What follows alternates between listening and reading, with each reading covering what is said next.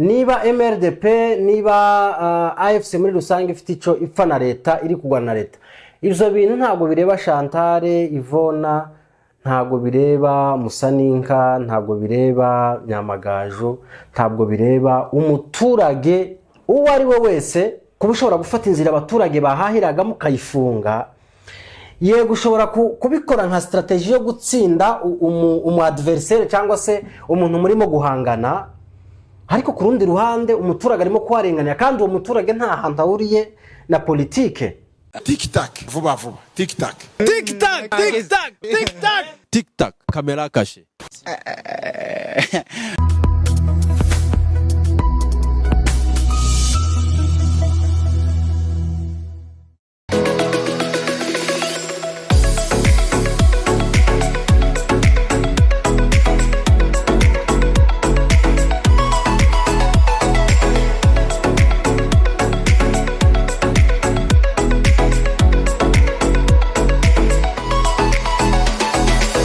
Kanongere mbaye ikaze bakunzi ba TikTok TV, nizere ko meze neza cyane mwese muherereye no ku isi, nizere ko ari amahoro. Mbaye ikaze muri iki kiganiro. Uyu munsi turi tariki 24 z'ukwezi kwa 11 mu 2025. Mbaye ikaze mwese abameze neza, nizere ko ibintu bikomeje kugenda neza, ndetse namwe batameze neza nyine mwihangane. Murumva ko nanje frame yabaye mayinazi, hari ukuntu ijwi nyine ririmo kugenda rihinduka bitewe n'ibirere n'ibindi. Ka gripe kaje. Mbaye ikaze mwese. Twatumaze iminsi nkingahe wenda tutabagaza ibiganiro kubera umwanya nyine usanzwe, ariko uyu munsi twagarutse n'ubundi muri za biganiro tusanzwe n'ubundi tuganira. Tugiye kuganira uyu munsi update amakuru arimo kuvugwa hirya no hino ku isi, ariko mbere yabyo byose hari imyigaragambyo irimo gutegurwa. Ntekereza ko muri Amerika aya masaha ndimo gukora ikiganiro, simbizi niba yatangiye, ariko biteganijwe ko iri bube Nairobi nabyo ngire ngo nuko nubwo ntaramenya uko bipanze neza nuko biteguye, wenda nari guhita mbibabwira. Ariko muri rusange iyo myigaragambyo irahari. Ni imyigaragambyo igamije kugutabariza abaturage b'abanyamurenge, kandi ngire ngo ni ibintu bikwiye. Na hano ngire ngo ntabwo ari rimwe ntabwo ari kabiri tubivuze ko abantu babiri iyo bafite ico bapfa barimo kugwana b'abanyapolitike, kimwe nuko FRDC uyu munsi irimo kugwana na twigwaneho MRDP, nibagiwe igisirikare uko bacita, ariko nabo nyine cyarasohotse mu nyandiko iheruka ejo bundi mu itangazo rya promotion y'abasirikare. Byarasohotse ku bantu batabizi, ni igisirikare gifite izina ndibuze kubabwira ninza kwibuka cyangwa undi munsi nabiverifye neza. Ariko muri rusange icyo nanshatse kuvuga nuko niba MRDP niba AFC muri rusange ifite ico ipfa na leta iri kugwana na leta, ivyo bintu ntago bireba Chantal Ivona, ntago bireba Musaninka, ntago bireba Nyamagajo, ntago bireba umuturage uwo ari we wese utari mu bintu bya politike mu Minembwe. Kugeza uyu munsi rero ingaruka zirimo kuba ku baturage basanzwe bo mu Minembwe. Gufata umwanzuro wo gufunga inzira zigaburira abaturage apana inyeshamba, kuko abareberi barahari, bafite uko badiringa na leta, bafite uko badiringana bafite uko badirinze mu gwitsa nkuko, bafite uko badirinze bafata Minembwe, bafite uko badirinze bafata Rugezi, bafite uko badirinze bafata n'ibindi bice. Ariko uyu munsi abaturage kugira ngo baze kwishura iyo facture, niko navuga, ntabwo ari ibintu biri za kimuntu na Human Rights Watch ntabwo ibyemera, n'indi miryango mpuzamahanga yose muri rusange n'ikiremwa cya muntu ibyo bintu ntabwo byemewe. Kuba ushobora gufata inzira abaturage bahahiraga mukayifunga, yego ushobora kubikora nka strategy yo gutsinda umu adversaire cyangwa se umuntu murimo guhangana, ariko ku rundi ruhande umuturage arimo kwarenganya kandi uwo muturage nta hantu ahuriye na politike. Ntekereza ko ariyo mpamvu y'iyi myigaragambyo irimo gutegurwa yaba Nairobi, nababwiye ko ntazi neza uko iteguye abizohera naho izorangirira, ariko muri rusange ari amakuru mfite ko irimo gutegurwa muri Amerika, bityo ni imyigaragambyo ngire ngo bose muri rusange igiye gutangizwa na Mahoro Peace Association, ariko mu nyandiko yabo mfite hano baranavuze bati ntekereza ko icyo kiganiro tuzaganira wenda birambuye, imyigaragambyo yatangiye, baravuze bati n'abandi ku isi babishoboye tuzafatikanye muri rusange. Uyu munsi mu ijoro ryakeye, ndavuga ahari ejo niyinga, amasasu yakomeje kumvikana mu mujyi wa Uvira menshi. Hanyuma abantu bibaza icyabaye, abantu benshi hari abavuga bati birashoboka ko wenda Uvira ishobora kuba igiye gufatwa, ariko ntekereza ko ubu ngubu amatsiko y'abantu n'amaso y'abantu ku gufatwa kwa Uvira ntabwo ubu ngubu akiri agifokasinze cyane kuri Uvira. Navuga ngo isasu rishobora kuvuga bakumva ko Uvira ifashwe nka mbere za Bukavu zigifatwa, zaguma zigifatwa, isasu ryaravugaga Uvira byanze bikunze nkuri gahita babandi bihutira wenda kumva ko bahita batangaza, bagahita bumva ko batangaza ko Uvira ifashwe. Ariko kuri uyu munsi ntekereza ko amasasu ashobora kuvuga muri Uvira bikaba wenda ibyo gufatwa cyangwa se ibyo kurwana, ariko ku rundi ruhande biganashoboka ko yaba ari amasasu asanzwe, kuko si inshuro imwe, si inshuro zirenze zibiri, zirenze zitatu, n'inshuro zirenze zibiri, zirenze zitatu amasasu avuga, ariko nta kintu cyo gufatwa kirimo. Uyu munsi rero mu ntambara niko nabyita, ntabwo ari intambara communautaire, ariko ni wazalendo barashe amasasu menshi, hanyuma FRDC nayiza isa nkaho igiye kubabuza no kubahagarika no kubabaza impamvu y'ayo masasu, no kumvikana no kutumvikana ko abantu gusa byabayeho, hanyuma batangira kurasa. Mu gutangira kurasa rero aba bagabo rero biza kuba ngombwa ko barasana bose muri rusange. No kuvuga ngo amakuru dufite kugeza uyu munsi nuko hapfuye abantu bagera muri 4.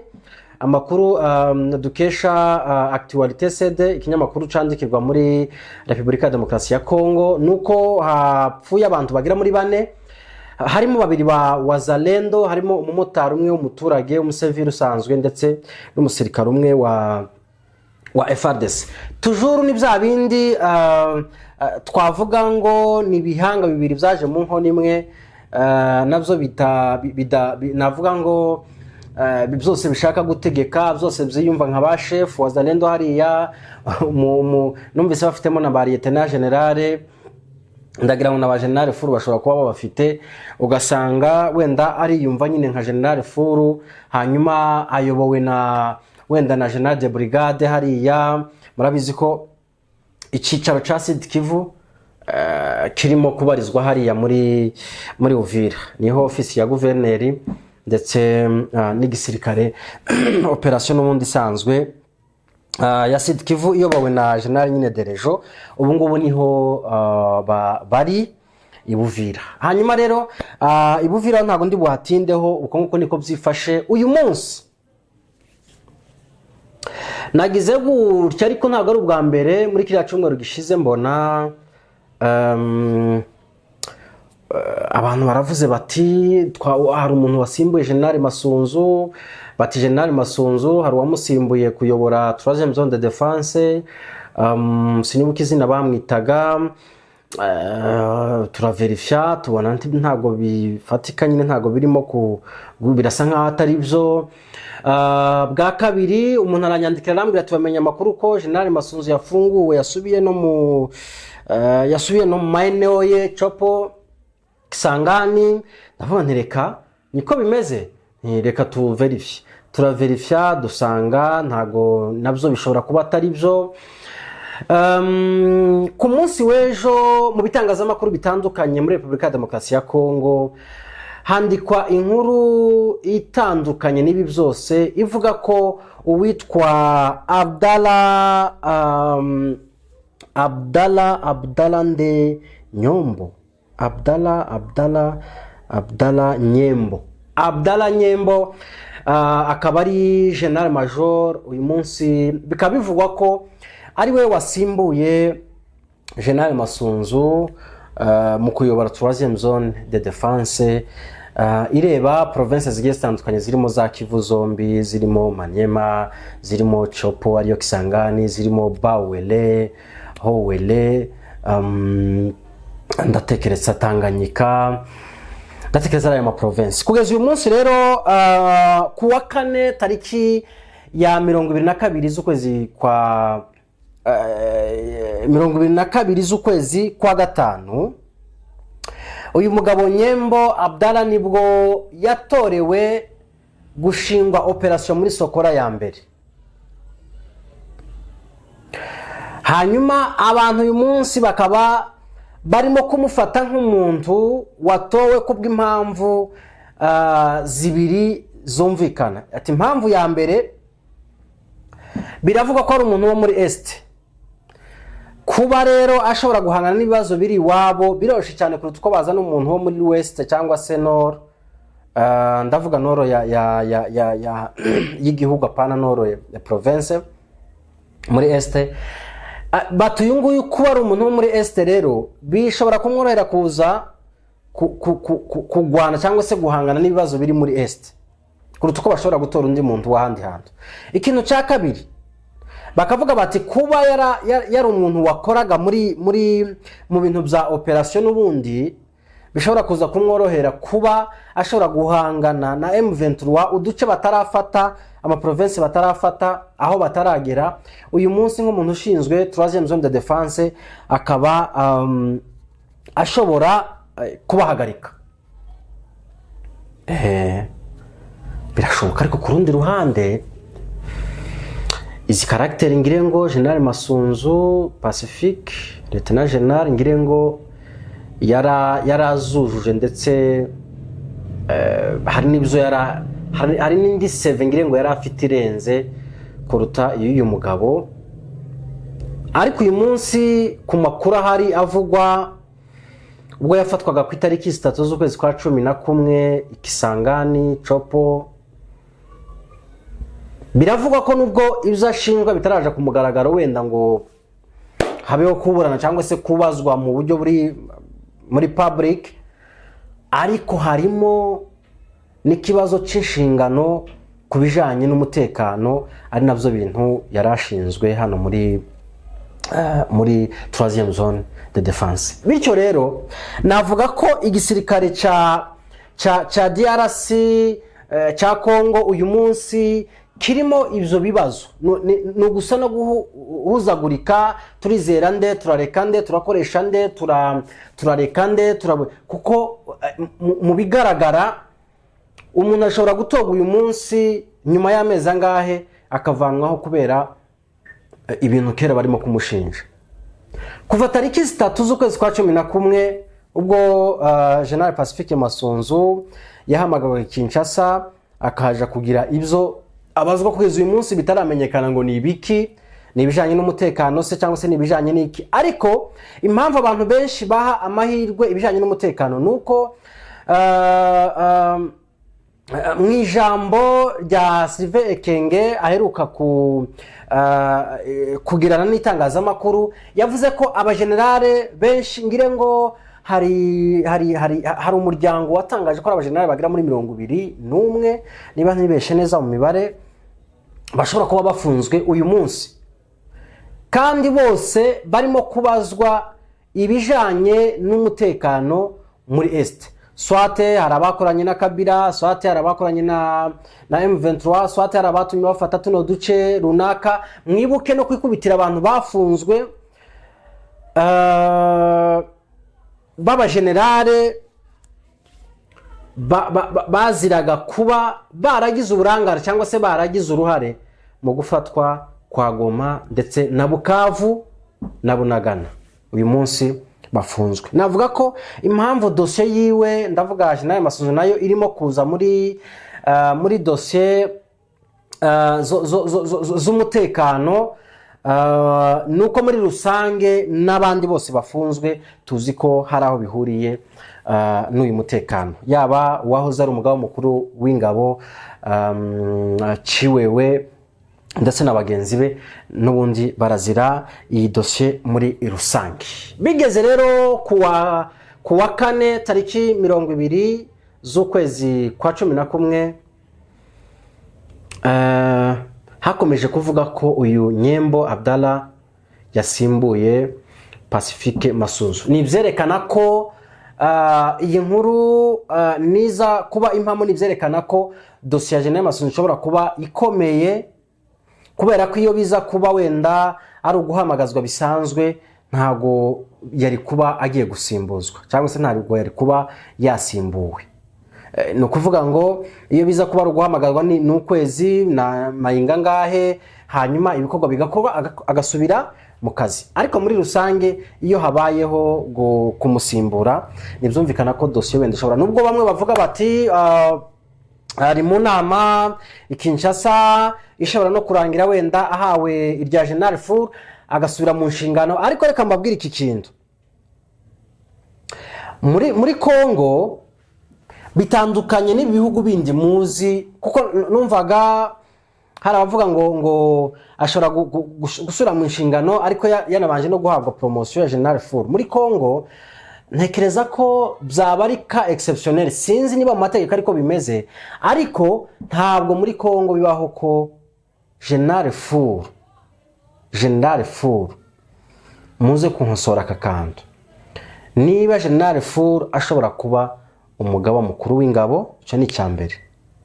Cya kabiri, niba General Fur ashobora kuyobora izi zone de défense, yaba premier, yaba deuxième, yaba troisième zone de défense, ntaho muri Kongo biraba ko General Fur ashobora kuyobora. Muri Kongo urwego rwa General Fur barubara nk'urwego rw'umuntu ugiye kuri tayaringa.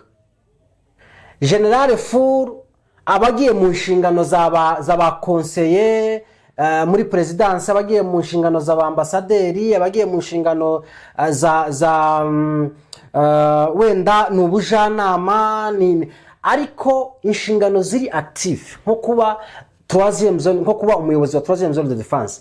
General Fur ntabwo muri Kongo, reka mvuge ngo ntabwo bishoboka, ariko ntabwo ndabibona, nta naho ndabisoma. Wenda mu myaka yashize birashoboka, kubera ko iki kintu ntivuze ngendeye kuri iyi myaka ya vuba, ngendeye kuri imyaka ya vuba president 2-3 nibyo ngendeyeho. Ariko wenda mu myaka yashize birashoboka, ntabwo ari ubushakashatsi nakoze.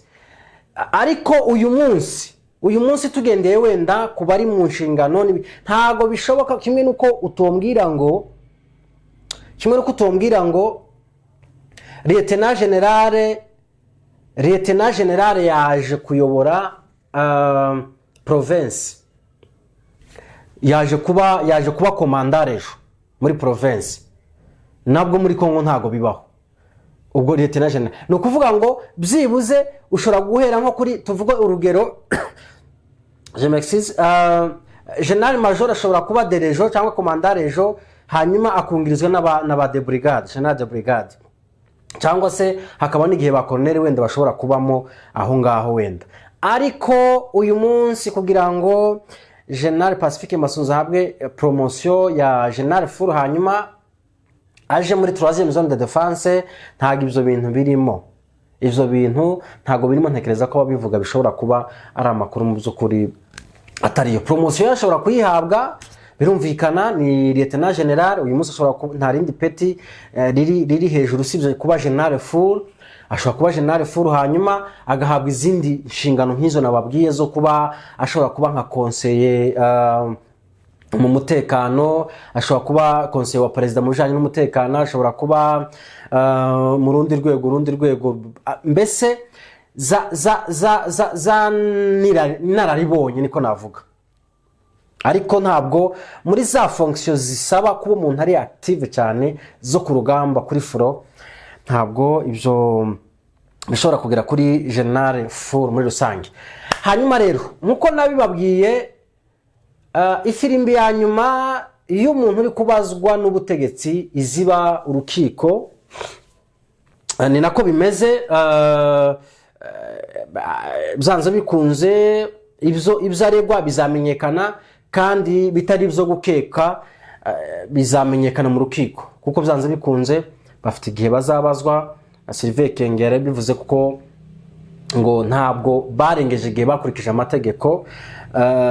Biragaragara ko urumva hari abamazemo hafi amezi ngire ngo ashobora kuba ari kuba 5-6 barimo, nubwo we ari muri uku kwezi, ariko hari n'abandi bamaze ayo mezi menshi cyane. Ari nabo ntekereza ko barimo kugenda bashobora kuba batanga andi makuru, bigatuma n'uyafatwa kuko n'ubu ngubu biracariho muri rusange. Mu bigaragara uruntu no guhuzagurika kwa FARDC muri rusange, biragaragara ko perezida wenda atarabona abantu neza yizeye bagomba gukorana, adashidikanya na gato agomba gushinga ibijanye n'umutekano muri rusange. Ari nayo mpamvu muri ukwezi gushize binyuze muri Madame Suminwa, Premier Ministre w'iki gihugu, yavuze ko bongere ingengo y'imari ya gisirikare 20%, bayongereyeho 20% mu rwego rwo kugira ngo barebe ko bashobora guhangana na M23 uyu munsi. Ihangana ry'aba bombi riraba ariko nanone bari muri processes za Doha n'ibiganiro bya Doha. Muri rusange bigaragara ko bishobora kuba ari ibintu nyine bya formalite, ariko aho M23 yafashe ntabwo ifite kuharekura. Leta ya Kongo nayo ntabwo ifite kwitegura kureba uburyo ishobora kuyigaruza. Birumvikana ko ikirimo kwitegurwa cyane ni ibijanye na gisirikare kuruta ibijanye na diplomasi cyangwa se n'ibiganiro muri rusange. Ngayo nguko rero nuko byifashe. Reka mbashimire kuri update z'uyu mugoroba, mukomeze mugire ibihe byiza. Tic tac, vuba vuba. Tic tac. Tic tac, tic tac, tic tac. Tic tac, caméra cachée.